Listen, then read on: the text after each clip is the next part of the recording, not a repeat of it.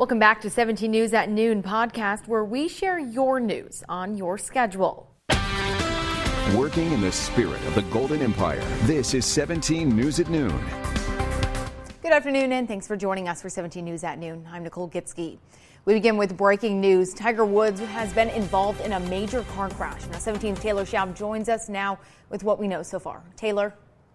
Well, the news is just breaking, Nicole. The Los Angeles County Sheriff's Department says it was a rollover crash that happened around 7 this morning in Palos Verdes.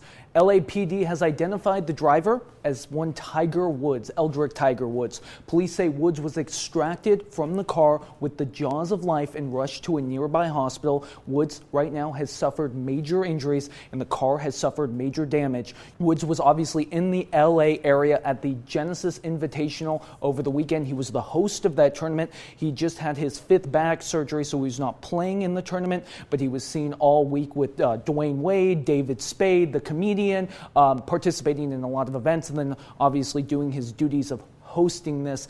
And just looking at another major incident that happened in a car with Tiger Woods, we of course can go back to 2009 with the crash that happened just outside of his residence in Florida, and obviously the fallout that came from that. And then if you look back just 4 years ago with the DUI that happened on the side of the road in Florida with the prescription pills, it's another moment, Nicole, where you just sit back and you think this is one of the greatest athletes that we've ever seen in this modern era, and so much of his life that's happened outside of the course. What we know that's happened, outside of the 18 holes that he's played has happened in these signature moments that have taken place in car crashes. And I can't also help but think this is an iconic athlete for our generation, for so many golf fans, somebody that broke so many barriers. And people think of him like a Kobe Bryant, who passed away just a little over a year ago. So we're obviously hoping for the best for Tiger, but right now we just are waiting and seeing. We just want to report once again, this is a single car crash involving Tiger Woods. Major injuries right now as we speak. So we are just watching everything unfold, and obviously, like you said, hoping for the best with everything. Absolutely. Yes. All right. Thanks, Taylor, for joining us. All right. Now we're going to take a look at how much the pandemic has affected students. Now, newly released data shows students in Kern County are receiving more D's and F's compared to the year before. The Kern High School District, Bakersfield City School District, and Panama Buena Vista Union School District makes up roughly 45% of students from kindergarten through 12th grade. The district says students receiving failing grades is up 14% more than fall of 2019. Now, to break that down even further, the district says they are seeing a sharp decline in their students' academic achievements. Some student groups are seeing a large disadvantage, including English learners, students with disabilities, and those who face socioeconomic disadvantages. And Panama Buena Vista Union School District says they saw the smallest increase, with 13% of students receiving failing grades, and the Bakersfield City School District saw the highest increase of 17%. Now, for a look at the entire data, you can visit our website, kget.com. Just click on the hot link icon. And this month, we've learned how deadly the coronavirus has been in Kern County, with more than 130 deaths reported this month, just 96 of those in just the past 6 days alone. The reality is more families experience pain after losing a loved one than originally thought. The majority of those deaths reported were people who died in December and January. Only 2 of them were from this month. We've lost 786 lives to coronavirus in Kern County, and the true number of deaths is likely to be much higher as health officials are busy counting bodies. However, there is good news, as our average daily case rate has dropped below 300. Last month, it was more than 1,000 cases a day. 288 new cases of coronavirus were reported today, and hospitalizations continue to remain much lower than they were just a couple months ago. 179 people are in the hospital, 50 more are in the ICU.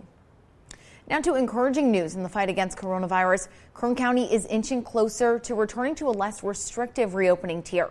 The county currently is meeting some red tier criteria, including the testing positivity rate. The lower numbers allow for schools who serve those 6th grade and younger to reopen if they have not done so.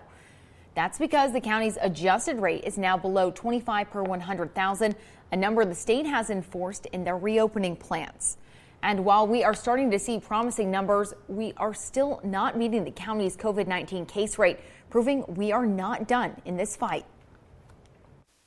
We believe that Kern County is on the tail end of the winter surge, but now is not the time to let our guards down. We're making great progress, and we need to continue in this direction to get back into the red tier. Yesterday, Governor Gavin Newsom visited Kern County holding a news conference in Arvin. Newsom announced 11 mobile sites will be going live later this week with the goal of getting more Californians vaccinated. Newsom says Kern will receive nearly 15,000 additional doses this week, roughly 78% more than the previous weekly allotment. 34,000 doses are being redirected from pharmacies to mobile units in the Central Valley. Another major focus during the conference was getting kids back in schools. 10% of vaccines are being set aside for educators. I really expect that these schools begin to reopen as well, because the longer we wait, the closer we get to the summer. And that means as soon as we open, we're going to be shutting back down, and these kids cannot afford another day, let alone month or two of learning loss because they're not in person. According to the California Department of Public Health, changes to the youth and adult recreational sports guidance will take effect this Friday, February 26th. Outdoor low-contact sports such as archery, biking, cross-country, dance with no contact, martial arts with no contact, physical training programs such as Zumba or yoga are permitted in the current purple tier. The orange tier includes outdoor high-contact sports such as basketball, football, and soccer. Sports originally in just the orange tier can now be played in the purple or red tier when the cases are 14 or fewer per 100,000 people. Newsom expects by this summer vaccines will be much more widely available, especially with the Johnson & Johnson vaccines likely getting emergency use authorization this week. And state lawmakers yesterday decided to hold off on voting on the legislator's school reopening plan. This would require health departments to provide vaccines to teachers and extend the reopening deadline to mid-April. The state legislature passed several urgent budget-related bills in response to the pandemic, but one aiming to reopen California schools was left out. The legislator's school reopening plan would require schools to reopen by April 15th if they want access to money meant to help with in-person instruction. It also requires local health departments to make vaccines available to teachers and staff working in schools, bringing students back into the classroom. Authors of the bill originally planned to bring it up on a floor vote Monday. Instead, lawmakers were met with a letter from dozens of districts and administrative boards from across the state Monday morning, listing out concerns including timing, collective bargaining, and testing logistics within the plan.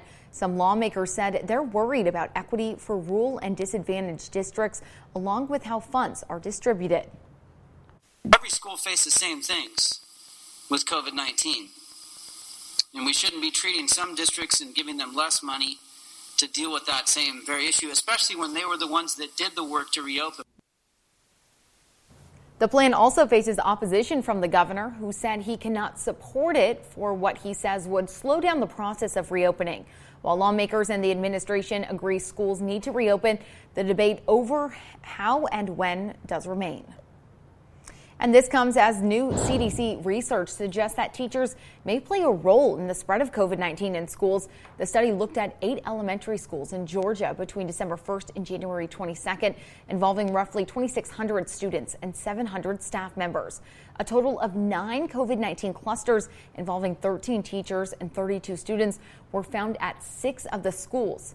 The researchers found that all but one of the clusters involved at least one educator and probable educator to student transmission. The study also found that all 9 of the clusters involved less than ideal adherence to social distancing recommendations, and 5 involved inadequate mask use by students. And COVID-19 vaccines that have been modified to address the emerging variant do not need to undergo lengthy clinical trials. That's according to new guidance from the FDA. The agency says the company would need to submit new data that shows the modified vaccine is safe and produces a similar immune response to the original formula. According to the 24-page document, the FDA would then clear the new vaccines as an amendment to the originally approved emergency use authorization application. And here's a look at everyone who is eligible to receive a COVID-19 vaccine here at home. Anyone 65 years or older, healthcare workers and first responders remain eligible for the vaccine. As of yesterday, teachers, childcare workers, those in emergency services, and people who work in the food and agriculture industry are also free to get the shot. In addition to more people being eligible to get the vaccine, the state of California introduced a new way for you to sign up to get the vaccine. After a failed launch yesterday, the state now allows all eligible groups in Kern County to sign up for a vaccine appointment. The eligible groups we just mentioned are now able to sign up for an appointment at myturn.ca.gov to register for the vaccine. You can also call 833-422-4255. And taking a look around the nation, confirmation hearings have begun for Xavier Becerra, who is President Biden's nominee to run the Department of Health and Human Services. If confirmed, Becerra would be the first Latino to run HHS, a massive agency with a critical role in implementing the COVID pandemic response. But Becerra's qualifications have come under attack from Republicans. He's California's Attorney General and a former member of Congress who frequently sued the Trump administration while defending the Affordable Care Act. A large fire broke out just before midnight last night off of Highway 58. It happened near the intersection of Malaga Road and Red Bank Road at what appeared to be an abandoned building.